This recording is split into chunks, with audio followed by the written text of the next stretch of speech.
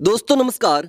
दोस्तों राजस्थान में अशोक गहलोत और सचिन पायलट के विवाद की वजह से राजस्थान में कांग्रेस की सरकार नहीं बन पाई, लेकिन अभी भी कांग्रेस में जबरदस्त तरीके से गुटबाजी देखने को मिल रही है।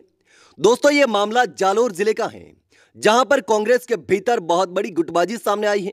और गुटबाजी ऐसी हुई कि कांग्रेस के बड़े कार्यक्रम में दो विधायक नहीं पहुंचे और गोविंद सिंह डोटासरा ने कार्रवाई की बड़ी चेतावनी दे दी।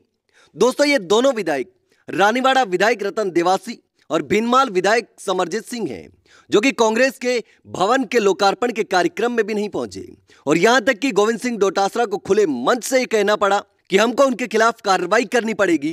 गोविंद सिंह डोटासरा को खुले तौर पर उनको कहना पड़ा, भले ही उनका नाम नहीं लिया हो, लेकिन दोनों ही विधायकों का, भीनमाल विधायक समरजीत सिंह और रानीवाड़ा विधायक रतन देवासी को लेकर उन्होंने कहा कि पार्टी के भीतर किसी भी तरीके से पार्टी को नुकसान पहुंचाने वालों को छोड़ा नहीं जाएगा। पार्टी के भीतर रहकर ही गुटबाजी करते हैं और क्षेत्रीय स्तर की राजनीति करने के लिए कांग्रेस को नुकसान पहुंचा रहे हैं। दोस्तों ये दोनों ही कांग्रेस नेताओं को लेकर गोविंद सिंह डोटासरा जबरदस्त तरीके से नाराज भी हैं। दोस्तों डोटासरा ने कहा कि कांग्रेस के भीतर पार्टी कार्यकर्ताओं का सम्मान किया जाएगा। उन्होंने कहा कि पार्टी के भीतर रहकर पार्टी को नुकसान पहुंचाने वालों को बाहर का रास्ता दिखाया जाएगा। दोस्तों गोविंद सिंह डोटासरा उस समय भड़क गए जब इस बड़े कार्यक्रम में, जो कि जालोर में हो रहा था, कांग्रेस के भवन का लोकार्पण हो रहा था, लेकिन बावजूद इसके कांग्रेस के दो ही विधायक हैं और दोनों विधायक यहां नहीं पहुंचे।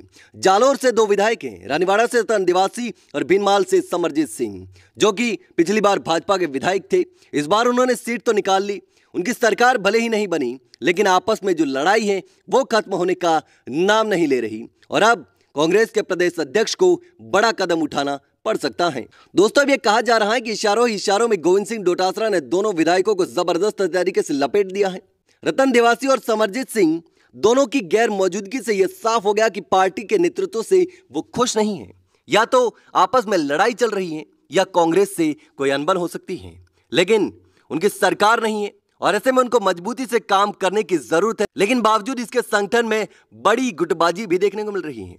इतना ही नहीं, गोविंद सिंह डोटासरा ने सोशल मीडिया प्लेटफॉर्म एक्स पर भी लिखा कि पार्टी हमारा परिवार है, पार्टी से बड़ा कोई व्यक्ति नहीं, संगठन सर्वोपरि है और कार्यकर्ता इस संगठन का आधार स्तंभ है, इसलिए कार्यकर्ता का अपमान किसी भी सूरत में स्वीकार नहीं किया जाएगा। कांग्रेस अध्यक्ष खड़गे जी और हमारे नेता राहुल गांधी जी का स्पष्ट संदेश है कि पार्टी को कमजोर करने वाली स्लीपर सेल नहीं चाहिए। यह संगठन का साल है, कार्यकर्ता का मान सम्मान, संगठन को गतिशील बनाना और जनता के मुद्दों को उठाना हमारी प्राथमिकता है, लेकिन स्लीपर सेल नहीं चाहिए। मतलब ये स्लीपर सेल कौन है? रतन देवासी और समरजीत सिंह क्या स्लीपर सेल हैं, जो कि दोनों ही कार्यकर्ता दोनों ही कार्यक्रम में नहीं आए, लेकिन जालोर में अलग राजनीति भी चल रही है। कुछ ऐसे भी लोग हैं जो कांग्रेस को जबरदस्त तरीके से नुकसान पहुंचा रहे हैं, कांग्रेस के साथ रहकर ही।